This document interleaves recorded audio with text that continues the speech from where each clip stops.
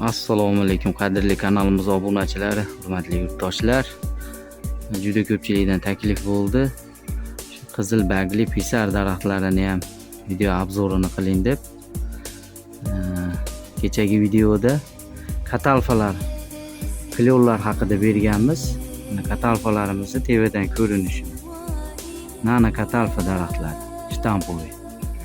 Orqa tomonda juda ham chiroyli holatda. Bugun esa pisar daraxtlarini tanishtirib o'tamiz. Pisar daraxtlarimiz bular bizi iqlimga juda ham mos hisoblanadi. Qishda barg tashlaydi, lekin yozgacha juda ham barglari qizarib, ayniqsa quyoshda chiroy berib turadi. Yo'l bo'ylariga ekilsa, xonadonlarga, landshaft dizaynlariga aytadigan daraxt hisoblanadi. Bularda sovuqqa chidamliligi ham yaxshi. Bizi klimatga juda ham mos daraxt hisoblanadi. Ham meva qiladi.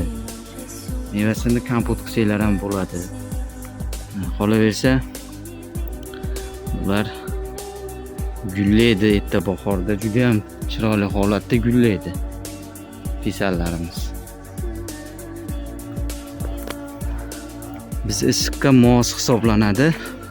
Bemalol qo'rqmasdan ekishinglar mumkin. Qadrli yurtdoshlar, mana yaqiniga kelib olamiz pisarlar. Hozir mevalari ham turibdi. Mana meva solgan. Bu yerda skumpia degan daraxtimiz ham bor, shtampoviy. Bu ham juda ham chiroyli turadi, shtampoviy bo'lib, mana to'lishib. Mana shunday farmirovka qilingan. Bu esa pisarlarning holati. Bo'ylari 1,5-2 metrdan shuna qilib abreska qilib salla holatiga keltirilgan.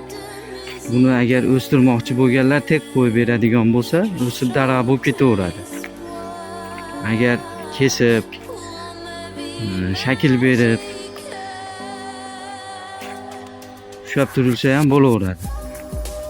Mana shunday holatda. Hozir yoshi 5 yosh.